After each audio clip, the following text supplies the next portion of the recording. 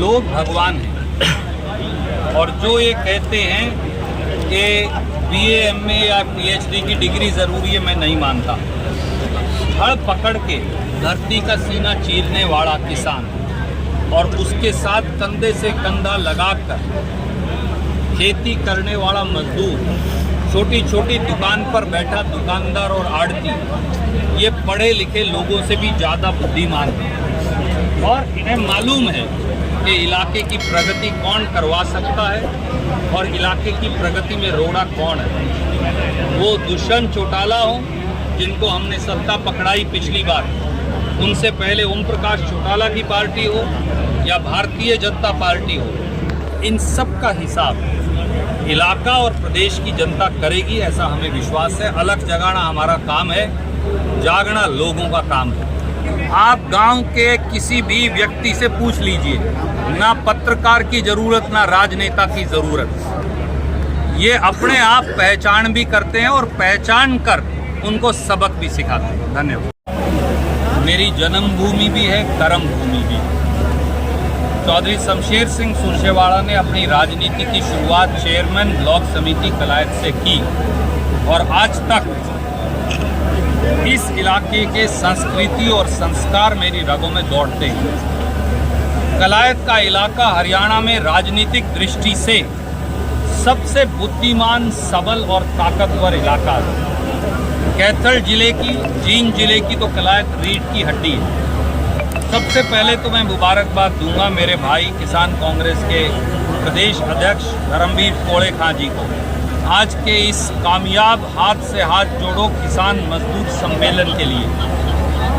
मैंने अपने बड़े बुजुर्गों को, साथियों को यही कहा, याद करिए 2005 के बाद कांग्रेस हरियाणा में सत्ता में नहीं आई। 2009 में भी हम सत्ता में नहीं आए, हमें संख्या बल से कम बल मिला था, तो दूसरे साथी आए तो हम सरकार बना पाए। तो 2009, 14 और 19 15 साल से कांग्रेस को संपूर्ण बहुमत नहीं मिला है। जब तक और जब जींद और कैथल जिले ने और कुरुक्षेत्र जिले ने और हिसार जिले ने कांग्रेस पार्टी को संपूर्ण बहुमत दिया तो कांग्रेस की सरकार बन गई। और जब जींद में, कैथल में, कलायत में, कुरुक्षेत्र में, पानीपत में, अम्बाड़ा, यमुनानगर में, हिसार में कांग्रेस हार गई तो कभी कांग्रेस की सरकार नहीं बनी, चाहे दूसरे जिलों से सारे MLA भी आ गए। और मैंने इसलिए यही कहा, हमारा ये इलाका राजनीतिक सत्ता, राजनीतिक महत्वता, राजनीतिक आकांक्षा, उसकी असीम संभावनाएं इस इलाके के अंदर हैं और हम वो सब तलाश भी रहे हैं, तराश भी रहे हैं। कांग्रेस पार्टी जब यहाँ संपूर्ण बहुमत से जीतेगी तो हरियाणा में हम 70 से ज़्यादा, 80 से ज़्यादा सीट लेकर सरकार बना पाएंगे और हम इलाके के युवाओं के, इलाके के किसानों और गरीबों के और मजदूरों के, हमारे SC BC समाज के साथियों के उन सारे स्वप्नों को साकार कर पाएंगे। MP आपने बतेरे बना लिए, वजीर आपने बहुत बना लिए। MP MLA वजीर में अगर कलायत वालों का, जींद वालों का, कैथल वालों का, नरवाना वालों का, जुलाना सफेदो वालों का काम चलता तो चाल लेता, लोड नहीं थी हम में से किसी। आपको चाहिए हरियाणा के राज को आपकी जोड़ी पर लाने वाला आदमी। रणदीप ने कभी स्वाद लेकर पार नहीं हुआ और इसलिए मैं आपको ये कहता हूं, मेरे बड़े बुजुर्गों, मेरे काका ताऊ, मेरे भाइयों, आज राजनीति से ऊपर उठ के ये समझ लीजिए, जिस दिन जींद, कैथल, कुरुक्षेत्र, करनाल, ये पूरा इलाका, हिसार का इलाका आपके अजीज के कहने से, बाकी तो कोई कमी नहीं, जहां तक मैं पहुंचा हूं तो कल MLA बन जाऊं, अपनी काबिलियत से आगे चले जाता हूं। ये तो नहीं है कि मेरे साथ कोई 10-20 MLA थे जिन्होंने मुझे आगे पहुंचा दिया। MLA बनने से नहीं काम चलता, बंदे के अंदर भी अपनी काबिलियत होनी चाहिए, जो अपना धक्का लगा के आगे लाइन में खड़ा हो जाए, उसके बगैर काम नहीं करता। MLA तो बतेरे बने हुए, MLA तो आज भी बने हुए हैं, पड़ोस में भी बने हुए, उससे आगे भी बने हुए, उससे आगे भी बने हुए, फिर उनको रास्ते कौन क्या है।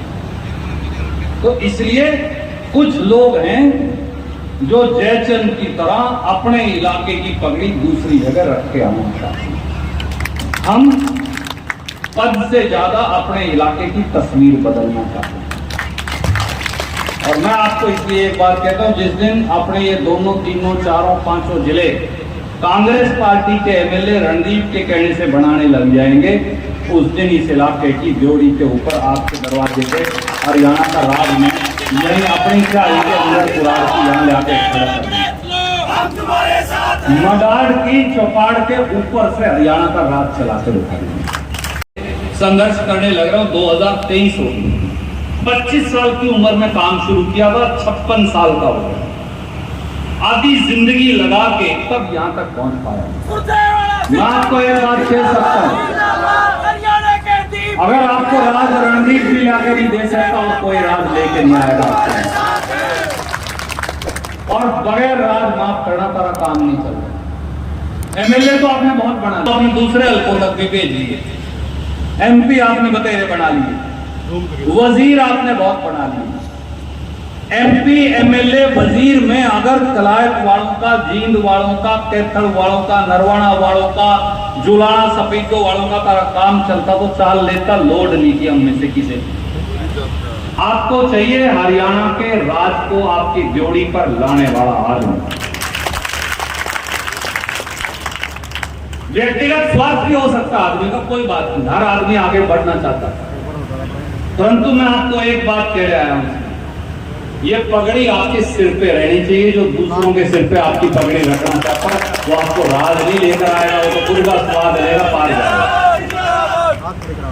रणदीप ने कभी स्वाद लेकर पार नहीं हुआ, और इसलिए मैं आपको ये कहता हूं, मेरे बड़े बुजुर्गों, मेरे काका ताऊ, मेरे भाइयों, आज राजनीति से ऊपर उठ के ये समझ लीजिए, जिस दिन जींद, कैथल, कुरुक्षेत्र, करनाल, ये पूरा इलाका, हिसार का इलाका आपके अजीज के कहने से, बाकी तो कोई कमी नहीं, जहां तक मैं पहुंचा हूं, मैं तो कल एमएलए बन जाऊं, अपनी काबिलियत से आगे चले जाता हूं। ये तो नहीं है कि मेरे साथ कोई 10-20 एमएलए थे जिन्होंने मुझे आगे पहुंचा दिया। एमएलए तो जनाब 90 बने, सत्ता साहब भी तो एमएलए था, मेरे से कई बार बन गया फालतू। परंतु जब बनने की बारी आती है तो पार्टी मुझे उनसे ऊपर बनाती, उसकी उम्र तो मेरे पिताजी से भी बड़ी है। बनने से नहीं काम चलता, बंदे के अंदर भी अपनी काबिलियत होनी चाहिए, जो अपना धक्का लगा के आगे लाइन में खड़ा हो जाए, उसके बगैर काम नहीं होता। एमएलए तो बतेरे बने हुए, एमएलए तो आज भी बने हुए हैं, पड़ोस में भी बने हुए, उससे आगे भी बने हुए, उससे आगे भी बने हुए, फिर उनको राज तो कौन क्या है। तो इसलिए कुछ लोग हैं जो जयचंद की तरह अपने इलाके की पगड़ी दूसरी जगह रख के आना चाहते हैं। हम पद से ज्यादा अपने इलाके की तस्वीर बदलना चाहते हैं।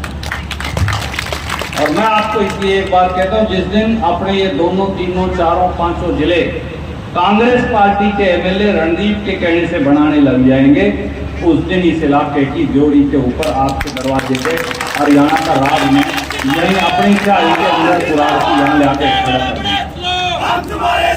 मडार की चौपाड़ के ऊपर से हरियाणा का राज चलाकर उठाएंगे। आज शाम को जब आप ईश्वर को हाजिर नाजर मान के, जब शाम को 100 रोटी खाने के बाद